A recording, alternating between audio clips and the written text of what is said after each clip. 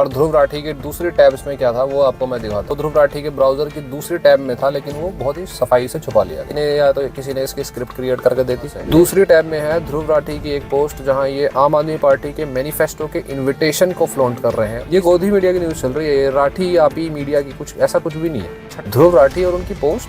और दोस्तों क्या आपको पता है ध्रुव राठी की एक वीडियो आई है जिसमें डिक्टेटरशिप के बारे में बताया गया है और वो इतनी कंट्रोवर्सी क्रिएट कर रही है, पूरी मार्केट में फैल चुकी है वो। पर कुछ कंटेंट क्रिएटर्स हैं वो ध्रुव राठी को गलत बता रहे हैं और कुछ है कि बिल्कुल अच्छा बता रहे हैं। तो कौन सही कौन गलत वो मैं आज वीडियो में आपको बताने वाला हूँ, और उन कंटेंट क्रिएटर्स को मैं आज बीच में लेने भी वाला हूँ। उन्हें क्यों पसंद किया है और किस बेसिस पे पसंद किया और क्यों नापसंद किया और किस बेस पे नापसंद किया है, और उनके ये चीज़ बताऊँगा कि वो सही बोल रहे हैं या गलत बोल रहे हैं, और विद फैक्ट बताऊंगा मैं आपको। आज की वीडियो हम शुरू करने वाले हैं। तो भाई जो भी कंटेंट क्रिएटर्स हैं भाई, अच्छा लगे बुरा लगे, पर जो फैक्ट्स है भाई, जो फैक्ट्स है। नमस्कार दोस्तों, क्या हमारे देश में डेमोक्रेसी खत्म हो चुकी है? ये एक बड़ा सीरियस सवाल है। आप में से कई लोग इस सवाल को सुनकर जवाब देंगे। रिसर्च कर रहा होगा या लैपटॉप में रिसर्च कर रहा होगा। मेरे को पर्सनली लगता है कि किसी ने स्क्रिप्ट तैयार करके इसको दे दी होगी। कॉपीराइट एक्ट ऑफ 1957 हमें अलाउ करता है कि हम किसी की भी वर्क को क्रिटिसिज्म पर्पस के लिए या फिर टीचिंग पर्पस के लिए इस्तेमाल कर सकते हैं। बीजेपी को क्रिटिसाइज करने के अच्छे पॉइंट्स बन सकते हैं, लेकिन जब बात डिक्टेटरशिप की आती है तो वो सारे टैब्स खोलने जरूरी हो जाते हैं जो टैब्स ये छुपा रहा है, क्योंकि जब वो टैब्स खुल के आएंगे तो आपको बीजेपी बाकी पॉलिटिकल पार्टीज के कार्यकाल और उनकी हरकतों को देखते हुए आपको लगेगा कि चलो ठीक है यार, बीजेपी तो फिर भी ठीक है। सबसे पहले बात करते हैं हम ऋषभ भिथुड़ी की। भाई इन्होंने जो बताया है कि उन्होंने बोला है कि बीजेपी का कार्यकाल और कार्यकाल से बहुत ही ज़्यादा बेटर है, और मैंने इनकी काफ़ी वीडियोस देखी हैं तो उसमें ज़्यादातर ये बीजेपी को सपोर्ट करते हैं। ये न्यूट्रल नहीं रहते, इनकी जो भी वीडियोस होती हैं वो बीजेपी सपोर्टेड में रहती हैं, बट ये फैक्ट्स पे बात नहीं करते हैं। ये चीज़ मैंने आज देख ली है। क्यों? क्योंकि ये इन्होंने एक वेस्ट बंगाल का केस बताया था जो मैं आपको दिख रहा होगा। हाल ही में चंडीगढ़ म्यूनिसिपल कॉर्पोरेशन की मेयर इलेक्शंस हुई। इन इलेक्शंस में कांग्रेस और आम आदमी पार्टी ने एक अलायंस बनाई थी, जिनके कुल मिलाकर टोटल में 20 वोट बनते थे आउट ऑफ 35। पार्टी के वोट्स को देखकर ये बात क्लियर थी कि ये इलेक्शंस ये अलायंस ही जीतेगी। लेकिन जब इलेक्शंस एक्चुअली में हुई तो वहां के प्रिजाइडिंग ऑफिसर ने क्या किया, ये बात कोई सीक्रेट नहीं है, आप इसकी सीसीटीवी फुटेज देख सकते हो। क्या किया इन्होंने, 8 कांग्रेस और एपी के वोट्स को इनवैलिड डिक्लेयर कर दिया, और ये सीधा सीधा इलेक्शन फ्रॉड जो हुआ यहाँ पर, इसे सीसीटीवी कैमरा में भी कैप्चर किया गया। इनफैक्ट ये खुद कैमरा की तरफ देखते हुए पकड़े गए। इनकी शक्ल देखो, मतलब जैसे कैमरा की ओर देख रहे हो, ऐसा लग रहा है कि चोरी करते हुए पकड़े गए।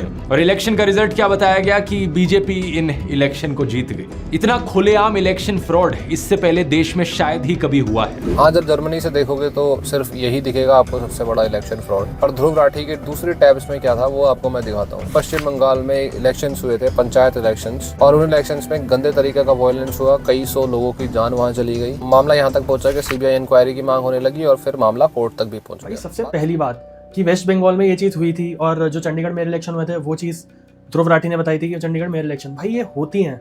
मेन बात है ये होती क्यों है, ये आपको इन्होंने नहीं बोला कि इन्होंने तो बोल दिया कि हाँ भाई उनके में जैसे बच्चे होते हैं ना छोटे छोटे, कि बोलते हैं कि हाँ भाई उसने भी किया मैं भी करूँगा, और ऐसे भी इन्होंने ऐसे बोला कि उसने किया तो इसने भी तो किया है ना। मतलब एक होता है जो अपनी, मतलब जो होता है जैसे कोई सपोर्टिंग पार्टी है, मैं तो किसी पार्टी को सपोर्ट नहीं करता पहली बात तो, ना कांग्रेस ना बीजेपी, बट जो कोई भी सपोर्टर होता है उसका, ठीक है, वो बोलेगा भाई उसने भी तो ये चीज़ की थी, उसने भी तो ये चीज़ की, भाई इसने ये नहीं बोला कि ये चीज़ गलत है, इसने ये चीज़ बोली भाई ये वेस्ट बंगाल का केस है, ये इधर का केस है, ये इधर। भाई ये चीज़ ना बचपन में ज़्यादा अच्छी लगती थी, ये इतने बड़े हो गए हो, इतने बड़े होने पे ये चीज़ अच्छी नहीं लगती। भाई जो फैक्ट है, हाँ ये चीज़ हुई है, ये गलत है, और ये तो चलो ठीक है ऑन कैमरा हुई है, चंडीगढ़ में इलेक्शन में तो ऑन कैमरा हुई है। और जैसे वेस्ट बंगाल का उन्होंने केस दिया, एक एफआईआर दिखाई कि हाँ भाई एफआईआर हुई है वेस्ट बंगाल में। भाई बीजेपी के पास अगर इतना ही ये सच होता तो बीजेपी वाले अभी तक प्रोटेस्ट कर चुके होते, वहाँ बैठ चुके होते, वहाँ पर सुप्रीम कोर्ट में डाल चुके होते पिटीशन। इतना जितना ईजी समझ रहे हो आप लोग, उतना ईजी है नहीं कि हाँ भाई उन्होंने डाल दी।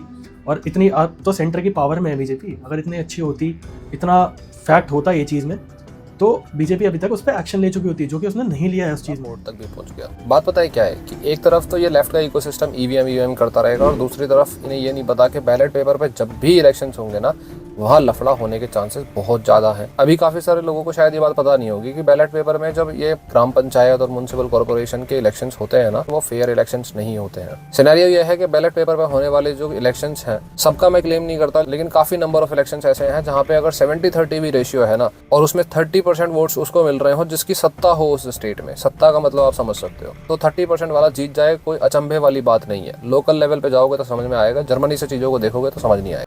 अब इन्होंने इस वीडियो में खुद ही बोला कि हाँ भाई 70-30 का रेशो होता है, मतलब 30% वाला भी अचंभे वाली बात नहीं है जीत जाए। तो आजकल आप ऑल ओवर इंडिया में ज़्यादातर देखोगे बीजेपी रूलिंग स्टेट है, तो मतलब बीजेपी गलत है। फिर भी अगर आप बीजेपी को ये बोल रहे हो कि और सरकारों से बढ़िया बीजेपी है, तो ये आप अपने आप के क्वेश्चन को काउंटर कर रहे हो। क्या मजाक चला रखा है वहाँ पर? क्या हमारी इलेक्शंस यहाँ फ्री और फेयर तरीके से हो रही हैं? एग्जैक्टली क्या हमारी इलेक्शंस यहाँ पे फ्री एंड फेयर बेसिस पे हो रही हैं सारी स्टेट्स में, वहाँ भी जहाँ बीजेपी नहीं है। इलेक्शन कमीशन एक ऑर्गेनाइजेशन है जिससे एक्सपेक्ट किया जाता है कि फ्री एंड फेयर इलेक्शंस वो देश भर में कंडक्ट करवाएगा, लेकिन इलेक्शन कमीशन को ही एक्यूज किया गया है कि वो पार्शियल है और बायस्ड है। ये एक्यूजिशन बहुत पुराना है। सबसे पहले बीजेपी पॉलिटिशियन नरेंद्र मोदी ने ये आरोप लगाया था। सही सुना आपने, मई 2014 की इलेक्शन से पहले नरेंद्र मोदी ने इलेक्शन कमीशन पर यह आरोप लगाया था। ऐसा लग रहा है कि इस भाई की जो स्क्रिप्ट है वो किसी और ने ही लिख के दी है। भाई कह रहा है कि जो सबसे पहले इलेक्शन कमीशन ऑफ इंडिया पे एलिगेशन है वो नरेंद्र मोदी ने ही लगाए थे। ये पूरी हिस्ट्री रह चुकी है। इलेक्शन कमीशन हो चाहे डिफरेंट सेंट्रल एजेंसीज हो, सब पे एलिगेशन स्टार्टिंग से लगते हुए आए। ध्रुव राठी की दूसरी टाइम में ये सारी चीजें थी, पर भाई ने बताई नहीं। भाई ये जरूर बताएगा कि इलेक्शन कमीशन जो है वो बीजेपी की तरफ बायस्ड है, पर ये नहीं बताएगा कि पास्ट हिस्ट्री में क्या हो चुका है। भाई ने बात करी इलेक्शन कमीशन की कि इलेक्शन कमीशन जो है वो पहले से ही उस पर आरोप लगते आए हैं। जैसे ध्रुव राठी ने बोला कि वो पार्शियल है ये। अगर इसी की बात करें तो यूपी में होती है। यूपी में अगर आप जाओगे तो यूपी में क्या होता है कि फ्रॉड वोटिंग होती है सबसे ज़्यादा। फ्रॉड वोटिंग कैसे होती है? जैसे कि आप मानो आपका जो वोटर ID कार्ड है अगर आपके पास नहीं है, बंदा ही नहीं है, तो क्या होता है एट द एंड टाइम में वहाँ पर कोई भी अगर जो फेवरेबल बंदा होगा, कोई उसका बंदा होगा, तो वहाँ पर फ्रॉड वोटिंग होती है। उस पर जो वोटिंग मशीन होती है उस पर वोट डाले जाते हैं। कोई भी पार्टी हो, बीजेपी का होगा तो बीजेपी का डाला है, कांग्रेस का होगा कांग्रेस का डालेगा। यूपी में सबसे ज़्यादा होती है, वो आपको कोई नहीं बताएगा। बात उस टाइम की है जब लाल कृष्ण आडवाणी जो है वो अपनी पूरी रथ यात्रा लेके निकले थे और राम मंदिर को क्रिएट करने के लिए, उसके निर्माण के लिए पूरा कैंपेन रन करा गया था। कांग्रेस के लीडर की तरफ से कंप्लेन जाती है इलेक्शन कमीशन में कि हर पॉलिटिकल पार्टी का सेकुलर होना बहुत ज्यादा जरूरी है, और बीजेपी ने यहाँ पे राम मंदिर के लिए कैंपेन किया, उसमें अपने सिंबल को इस्तेमाल किया। इसलिए जो बीजेपी है उस पार्टी के सिंबल को फ्रीज कर देना चाहिए, और पार्टी का सिंबल फ्रीज होने का मतलब है कि पार्टी को ही ऑलमोस्ट सस्पेंड मान लो आप। पार्टी का सिंबल ही तो सब कुछ है। बीजेपी का आगे से आंसर आता है कि इस हिसाब से तो जो कांग्रेस है उसका भी सिंबल को फ्रीज कर देना चाहिए, क्योंकि कांग्रेस के कुछ लीडर्स जाके मिजोरम में ये अपील करके आए थे कि मिजोरम को क्रिश्चियन स्टेट की उपाधि दे दी जाएगी। लेकिन जब ये सारी अपील करी गई तो जो अभी ये कह रहा था ना कि इलेक्शन कमीशन बायस्ड है या नहीं है, इलेक्शन कमीशन की तरफ से ये बताया जाता है कि कांग्रेस के डी रजिस्ट्रेशन के लिए हमारे पास कोई रूल्स एंड रेगुलेशंस या पावर नहीं है, लेकिन बीजेपी के रजिस्ट्रेशन के लिए हमारे पास रूल्स एंड रेगुलेशंस और पावर्स हैं। तो बीजेपी के अगेंस्ट जो कंप्लेंट्स आई हैं उन चीजों को हम सुनने को तैयार हैं, लेकिन कांग्रेस के खिलाफ हम सुनने को तैयार नहीं है। अगर अपने कॉमन सेंस से कोई भी आदमी बैठा है तो समझ सकता है कि यहाँ पे बायसिंग हो रही थी या नहीं हो रही। भाई ने बात करी यहाँ पर सिंबल की कि भैया सिंबल जो लाल कृष्ण आडवाणी जी के टाइम पर सिंबल को, जो बीजेपी के सिंबल को है, वो रद्द कर दिया गया था। भाई थोड़ा सोच तो लिया कर। अभी जो हाल ही में हुआ है, जैसे महाराष्ट्र में हुआ है, महाराष्ट्र में इलेक्शन कमीशन ने क्या किया है कि भैया जो उनका सिंबल था वो किसी और को अलॉट कर दिया, उसको असली शिवसेना बना के या NCP बना के। तो ये फेयर हो रहा है? थोड़ा भाई सोच यार, मतलब थोड़ा अगर फैक्ट्स की बात करता है तो फैक्ट्स की बात में थोड़ा लॉजिक तो लाएगा कि हाँ भाई पहले हुआ लेकिन बीच में नहीं हुआ, सब कुछ नॉर्मल था, अब फिर दोबारा हो रहा है, अब बड़े लेवल पे हो रहा है, ये चीज भी तो सोचना। इलेक्शन कमीशन ने बड़ी क्लियर डायरेक्शंस दे रखी हैं कि इंडियन आर्मी का नाम कभी भी नहीं इस्तेमाल किया जा सकता पॉलिटिकल कैंपेन्स में। कोड ऑफ कंडक्ट में ये भी है कि हर पॉलिटिकल पार्टी का सेकुलर होना जरूरी है। ओवैसी साहब की पॉलिटिकल पार्टी का नाम है AIMIM, ऑल इंडिया मजलिस-ए-इत्तेहादुल मुस्लिमीन। लेकिन प्रधानमंत्री मोदी ने 2019 की इलेक्शन से पहले बड़ी ही बेशर्मी से वोट्स मांगे मार्टियर्स के नाम पर, एयर स्ट्राइक्स के नाम पर। मैं मेरे फर्स्ट टाइम वोटर से कहना चाहता हूं कि आपका पहला वोट पुलवामा में जो वीर शहीद हुए, उन वीर शहीदों के नाम आपका वोट समर्पित हो सकता है क्या? उत्तर प्रदेश के चीफ मिनिस्टर आदित्यनाथ तो इस हद तक पहुंच गए कि उन्होंने इंडियन आर्मी को मोदी जी की सेना बुला दिया। और मोदी जी की सेना आतंकवादियों को गोली और गोला देती है। अब इस चीज को लेकर जब इलेक्शन कमीशन में कंप्लेन दर्ज करी गई, 21 दिन तक कोई एक्शन नहीं लिया गया, और 21 दिन के बाद इलेक्शन कमीशन ने अपनी क्लीन चिट दे दी। रूल्स क्लियरली लिखे हैं, उन्हें वायलेट किया जा रहा है, लेकिन फिर भी क्लीन चिट। ये इकलौती क्लीन चिट नहीं है, प्रधानमंत्री मोदी को कम से कम 4 अलग अलग केसेस में ऐसी क्लीन चिट्स मिली है। अमित शाह ने राहुल गांधी की कॉन्स्टिट्यूएंसी को पाकिस्तान से कंपेयर किया था। ये भी करना रूल्स के खिलाफ है, लेकिन इलेक्शन कमीशन ने इसमें भी क्लीन चिट दे दी। आप भी अगर इलेक्शन कमीशन की वेबसाइट देखोगे तो जनरल कंडक्ट में ही ना काफी सारे इंस्ट्रक्शंस दिए हुए हैं। अगर वो उन इंस्ट्रक्शंस को डायरेक्टली स्ट्रिक्टली फॉलो करना शुरू कर दिया जाए तो इंडिया में जितनी भी पॉलिटिकल पार्टीज हैं ऑलमोस्ट सारी पॉलिटिकल पार्टी सस्पेंड हो जाएंगी। इंडियन आर्मी के नाम का इस्तेमाल करना, ये अगर टॉपिक वाइज देखोगे तो बहुत छोटी बात है। स्टार प्लस के सीरियल की तरह बात का बतंगड़ बनाने की कोशिश ये भाई कर रहा है। इसके टैब्स में बहुत सारी चीजें और भी खुली हुई होंगी, क्योंकि जब ये रिसर्च कर रहा होगा तो ये भी चीज इसके सामने आई होंगी कि इलेक्शन कमीशन ऑफ इंडिया के कंडक्ट्स में ये भी लिखा हुआ है कि कास्ट के बेसिस पे कोई भी अपने वोट बैंक को ल्योर या वोट बैंक को प्रिपेयर करने की कोशिश नहीं कर सकता। बिहार में कास्ट सेंसस हुआ, मेरे भाई ध्रुव, जनरल कंडक्ट में ये भी लिखा हुआ है कि मॉस्क, टेम्पल, चर्च, किसी भी तरीके की रिलीजियस वर्शिप इंस्टीट्यूशंस जो है उनको अपने कैंपेन का हिस्सा कोई भी पॉलिटिकल पार्टी या लीडर नहीं बना सकता। राम मंदिर निर्माण कार्य हुआ, अभी रिसेंटली आम आदमी पार्टी के अरविंद केजरीवाल जो है वो जाके अंबानी के घर को वक्फ बोर्ड की प्रॉपर्टी के ऊपर बना हुआ बता रहे थे और कह रहे थे कि वो तुड़वा देंगे उसको। बम्बई के अंदर इस देश का जो सबसे अमीर आदमी है, बताते हैं उसका घर वक्फ बोर्ड की प्रॉपर्टी पे बना हुआ है। हमारी सरकार अगर वहाँ होती उसकी प्रॉपर्टी तोड़वा देती। भाई ने एक फुटेज दिखाई जिसमें दिखाया कि बात करी इंडियन आर्मी के यूज़ की बात, जो कि इलेक्शन कमीशन के रूल्स के हिसाब से वर्जित है। और ये चीज़ भी बोली कि भैया टेम्पल्स के नाम पर और कास्ट के नाम पर, रिलीजियस के नाम पर वोट लेना वो पार्टी के सस्पेंशन में आ जाता है। पर भाई ये अपनी बात से खुद ही पलट गया, क्योंकि जो बीजेपी है वो किसके नाम पे लेती है? इंडियन आर्मी के नाम पे, रिलीजियस के नाम पे वोट लेगी। जैसे राम मंदिर का हो गया, कास्ट के नाम पर भी वोट लिया है। अब वो बोलते हैं, मोदी जी बोलते हैं ना, मैं सबसे बड़ा ओबीसी हूँ या वो हूँ, डिपेंड करता है, तो कास्ट के नाम पर भी वोट लेते हैं। भाई अपनी बात को खुद ही काउंटर कर रहा है भाई। सेंटर फॉर मीडिया स्टडीज ने तो ये भी एस्टिमेट किया था कि बीजेपी ने पिछली इलेक्शंस में 27,000 करोड़ रुपए खर्च किए थे, जो कि 45% ऑफ द टोटल एक्सपेंडिचर था। उसी सेंटर ऑफ मीडिया स्टडीज की उसी रिपोर्ट में नीचे ये भी लिखा हुआ है कि जैसे 45% जो एक्सपेंडिचर है वो बीजेपी ने करा, 2009 में 45% ऑफ टोटल एक्सपेंडिचर कांग्रेस ने करा था। वो तो ये खा गया, इसमें तो दूसरी टैब खोलने की जरूरत भी नहीं पड़ रही। अगर बीजेपी पॉलिटिकल पार्टी की सिर्फ सीट्स देखी जाए तो 303 सीट्स जीते थे ये 543 सीटों में से। इसका अगर परसेंटेज निकाला जाए तो 55% आता है। उसका जो बीजेपी एक्सपेंडिचर करती है वो 45% है, जबकि सीट्स 55% ले रही है। दूसरी चीज कि सेंटर में कौन सी पॉलिटिकल पार्टी है जो इस टाइम बीजेपी को कम्पीट करती है, जो उसके लेवल ऑफ एक्सपेंडिचर पे भी आ सकती है। ध्रुव राठी की टैब्स में और भी बहुत कुछ खुला हुआ था जो इसने बताया नहीं। अगर मैं सिर्फ तमिलनाडु और पुडुचेरी में खर्च हुए पैसे की बात करूं तो डीएमके पॉलिटिकल पार्टी ने 114 करोड़ रुपए खर्च करे थे, जबकि बीजेपी ने सिर्फ 23 करोड़ रुपए खर्च करे। तो क्या हम ये बोल दें कि डीएमके जो है वो हमारा डिक्टेटरशिप कर रही है? नहीं, क्योंकि डीएमके वहां अफोर्ड कर सकती है, बीजेपी को वहां बहुत ज्यादा फायदा नहीं होने वाला है। अब भाई बात करते हैं, इसने भाई ने बोला कि तमिलनाडु और पुडुचेरी में जो कांग्रेस और डीएमके, मतलब डीएमके ने 141 करोड़ रुपए खर्च करे हैं और बीजेपी ने सिर्फ 23 करोड़ रुपए खर्च करे हैं। ठीक है, पहली बात तो भाई ये डेटा कहाँ से लेकर आया है 23 करोड़ वाला? क्योंकि जो बीजेपी ने 252 करोड़ रुपए खर्च करे हैं। मतलब भाई थोड़ा बहुत रिसर्च, कहता ना, रिसर्च कर लेता भाई, रिसर्च पेपर कह रहा था रिसर्च करके। अरे भाई रिसर्च करके डाल यार, कुछ भी मत डाल, किसी का सपोर्टर है तो कुछ भी मत डाल, रिसर्च करके डाल। और मैंने जो रिसर्च है ये 252 करोड़ रुपए डिस्क्रिप्शन में दे रखा है, अच्छे से देख लियो कि कौन से कहाँ से 252 करोड़ रुपए आए हैं और क्या कैसे एक्सपेंडिचर खर्च हुआ है वो। आज के दिन का भी अगर आप डेटा देखोगे, 16,000 करोड़ रुपए की इलेक्टोरल बॉन्ड्स बेची गई हैं।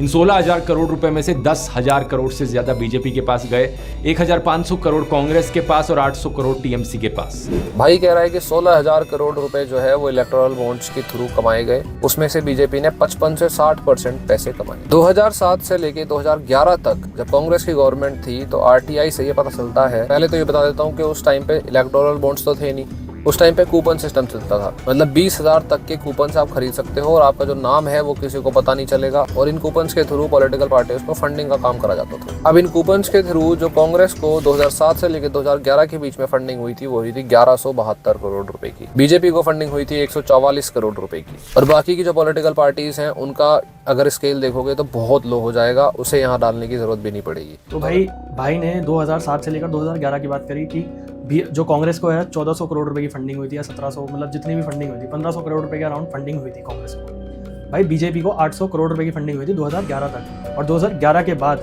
बीजेपी को कांग्रेस से ज़्यादा फंडिंग हुई है यार। 2011 मतलब बात कर रहा है 12 साल पुरानी बात कर रहा है, करंट की बात करना है यार। करंट में इलेक्टोरल बॉन्ड्स के थ्रू और जो सबसे रिचेस्ट पार्टी है इस टाइम की वो बीजेपी है। टोटल एसेट्स नेटवर्थ लगाएगा तो भाई सबसे ज़्यादा है। 2011 की बात करेगा, चल 2011 में भी ले ले, 800 करोड़ रुपए की फंडिंग बीजेपी को ही है। और 2012 से लेकर 14 तक जो इलेक्शन से पहले है, कांग्रेस को सबसे कम फंडिंग हुई है और बीजेपी को दुगनी फंडिंग हुई है।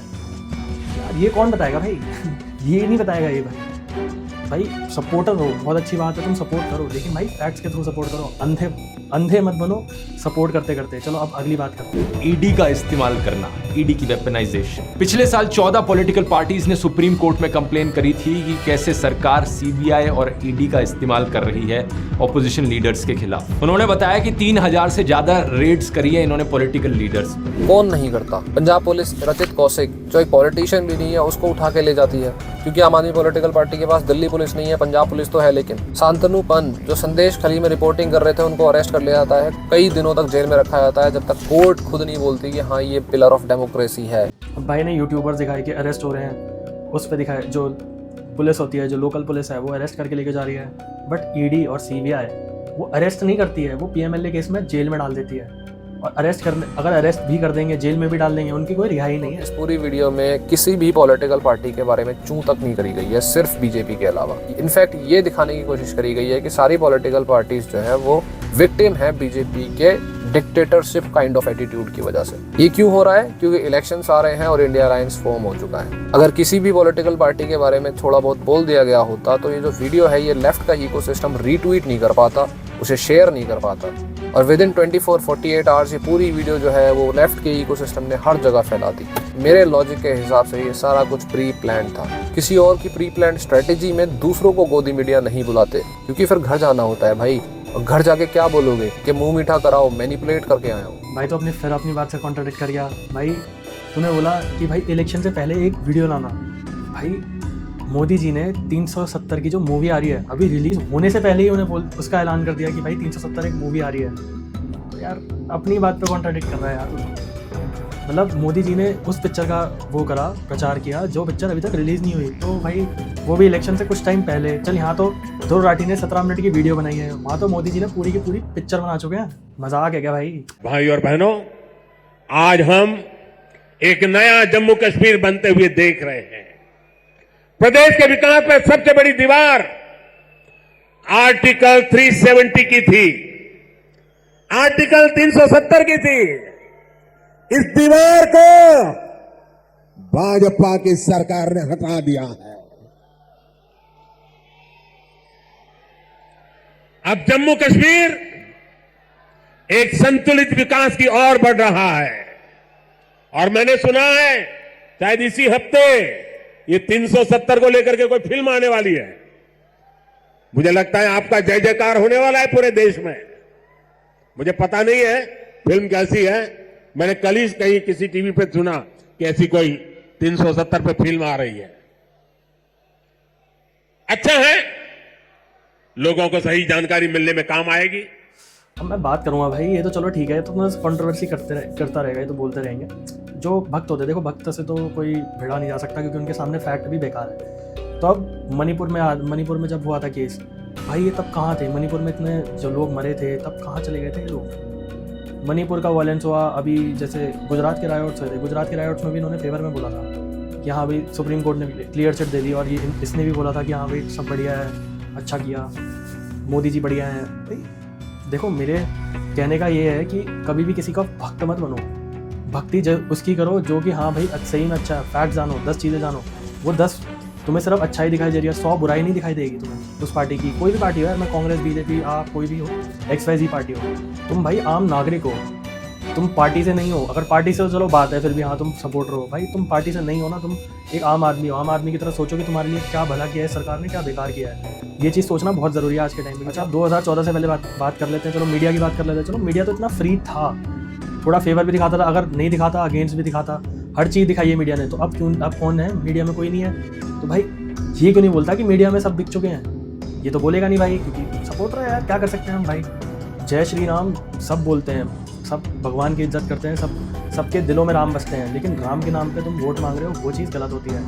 और जिस पार्टी ने राम के नाम पे वोट मांगा है, जो राम मंदिर बनाया, राम मंदिर तो 2026 में बनना था, मतलब जो अभी इसकी कंस्ट्रक्शन होनी थी, जो एंड होनी थी 2026 तक होनी थी, 2-2.5 साल और हैं। पर अभी क्यों करा राम मंदिर की इनॉग्रेशन? भाई राम मंदिर में कुछ ज़्यादा बना भी नहीं है, क्योंकि मैंने देखा भी है लाइव, राम मंदिर में ज़्यादा बना नहीं है, बस बाहर से बना हुआ है, ऊपर का स्ट्रक्चर नहीं बना। कितने जो 4 मेन पंडित थे उन्होंने अपोज किया इस चीज़ को कि हाँ भाई राम भगवान की अगर तुम प्राण प्रतिष्ठा कर रहे हो, जब तक पूरी नहीं होगी, लोग गलत मानते हैं, पर फिर भी करी। इसके लिए तो भाई तुमने बोला नहीं। चलो वो भी छोड़ो, राम मंदिर के नाम पर तो छोड़ो, चलो इलेक्टोरल बॉन्ड्स सुप्रीम कोर्ट ने मना किया, मतलब supreme court is a top most court, ऐसे तो मना करा नहीं होगा सुप्रीम कोर्ट ने। भाई तुम कह रहे हो कि हाँ भाई बहुत बढ़िया है इलेक्टोरल बॉन्ड्स, जो और इलेक्टोरल बॉन्ड्स पे इतनी मोटी फंडिंग आई है वो भी सिर्फ बीजेपी को आई है। क्यों? फ़ायदा बीजेपी को हो रहा था। उसमें एक कोड होता है, कोड के थ्रू वो बीजेपी देख सकती है कौन सी कंपनी ने फंड किया, कौन सी कंपनी ने नहीं किया, और जिस कंपनी ने नहीं किया उस पर रेट डलवा के फंड डलवा देते हैं। तो ये कहाँ से सही है? थोड़ा अकल लगा यार, थोड़ी सी अकल लगा, भक्ति छोड़ अकल लगा थोड़ी सी। और भाई ध्रुव राठी ने अच्छा है, फैक्ट्स भी बताए हैं, बट एक चीज़ बताई है उसने, फैक्ट्स तो बताई हैं बट पॉजिटिव भी चीज़ें बताए, नेगेटिव चीज़ें तो बताई है उसने, पॉजिटिव भी चीज़ें बतानी चाहिए उसे कि हाँ भाई इस पार्टी ने क्या किया क्या नहीं किया पॉजिटिव। बट इस बंदे ने तो भाई साहब जो पॉजिटिव बीजेपी ने किया है वही चीज़ बता रहा है कि, और उसको काउंटर कर रहा है कि भाई उसने किया है तो पहले उसने किया था फिर इसने किया है, बीजेपी ने किया है। भाई बीजेपी ने अगर इतनी सही पार्टी होती तो इलेक्शन कमीशन, अगर सुप्रीम कोर्ट उसका हिस्सा था इलेक्शन कमीशन के जो ऑफिसर को अपॉइंट करने का, तो कभी बीजेपी जो है सीजीआई को नहीं हटाती उसमें से। जो मन में जिसका डर रहता है, अगर बीजेपी इतनी अच्छी है यार, मैं कह रहा हूँ कोई पार्टी इतनी अच्छी है तो उसको डर किस चीज़ का है? फिर तो उसको होना चाहिए भाई तुमने काम किया है, हर चीज़ करी है, तुम्हारे मीडिया तुम्हारे पास है, सब तुम्हारे पास है, तुम्हें डर किस चीज़ का है? फिर ईडी सीबीआई तो चलो लगा दी तुमने पीछे, भाई तुम्हें डर किस चीज़ का है? अच्छा एक चीज़ और कि जो बंदे ईडी के जिसके ऊपर इतने सारे केसेस चल रहे होते हैं, जितने भी नेता होते हैं ईडी सीबीआई के केसेस चल रहे होते हैं, अगर वो बीजेपी में जाते हैं वॉशिंग मशीन क्यों बन जाती है? जो ध्रुव राठी ने बताया वो तो भाई तूने बताया नहीं, वो क्यों बताएगा यार? वो तो बीजेपी के अगेंस्ट हो जाएगा ना, मतलब जो भी कोई भी पार्टी होगी इसके अगेंस्ट हो जाएगा। तो फैक्ट्स पे बात करा कर। अब देखो बात करते हैं कंक्लूजन पे। ध्रुव राठी और ये जो बंदा है ध्रुव राठी ने तो चलो मेरे को लगता है कि सारी चीज़ें उसने बताई है कि हाँ भाई डिक्टेटरशिप, अगर आप हिटलर की डिक्टेटरशिप देखोगे ना उसमें सिमिलर यही चीज़ दिखेगी आपको कि लोग पॉजिटिव सोचते हैं, क्योंकि मीडिया होता है, मीडिया का काम होता है हर चीज़ बताना, और मीडिया वो चीज़ नहीं बताएगा तो वो चीज़ छुपी रह जाएगी। तो डिक्टेटरशिप इसलिए वो वर्ड यूज़ करा गया है क्योंकि हिटलर ने जो डिक्टेटरशिप करी थी उसमें भी यही चीज़ें होती थी, क्योंकि वहाँ के लोग थे जो वो उसको पॉजिटिव मानते थे कि हिटलर बहुत बढ़िया आदमी है, और कुछ लोग अगेंस्ट हैं उसको वो मरवा देता था। और वही चीज़ ये हो रही है, जैसे अगर मीडिया का लोग है तो मीडिया अगर अगेंस्ट बोलेगा तो उसको ख़त्म कर दिया जाएगा, जैसे एनडीटीवी है, एनडीटीवी बिक गया।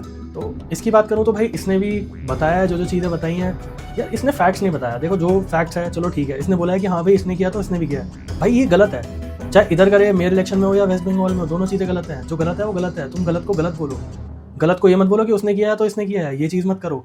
और यही चीज़ इस बंदे ने पूरी वीडियो में करी है कि भाई यहाँ भी तो ये चीज़ हुई थी, हाँ क्यों यहाँ भी हो रही है, तो जो गलत है उसको गलत तो बोल यार। तो देखो मेरा इन दोनों के मामले में ये कहना है कि अपना जो फैक्ट्स है, फैक्ट्स पे बात करो। अगर आपको न्यूज़ में भी रिपोर्ट आ रही है तो न्यूज़ को भी अच्छे से देखो, उसमें रिपोर्ट में क्या है, उसमें सोचो, खुद दिमाग लगाओ कि हाँ भाई ऐसा हो सकता है, क्यों हो सकता है, और थोड़े बहुत फैक्ट्स देखो। अगर आपको न्यूज़ में सच्ची में इंटरेस्ट है, नहीं है तो फिर तो देखो देख रहे हो, वो ले रहे हो, कंज्यूम कर रहे हो, सच है झूठ है वो कुछ नहीं पता, किसी को नहीं पता। बट अगर आपको रिसर्च करनी है, देखना है कि हाँ मानना है कि हाँ ये न्यूज़ है, तो 10 जगह देखो उस चीज़ को। वैसे आजकल तो ज़्यादातर डाइल्यूट हो चुकी है न्यूज़ है, जो मतलब अगर मानो अगर आपका अच्छी चीज़ें होंगी, मतलब जैसे सरकार के बारे में अच्छी चीज़ें होंगी, वो आपको ज़्यादातर देखने को मिलेगी, बुरी चीज़ नहीं देखने को मिलेगी, क्योंकि वो चीज़ हटा दी जाती है। तो ये चीज़ डिक्टेटरशिप में आती है ये चीज़। तो इस पूरी वीडियो में आपकी क्या राय है, कमेंट्स करके बताना।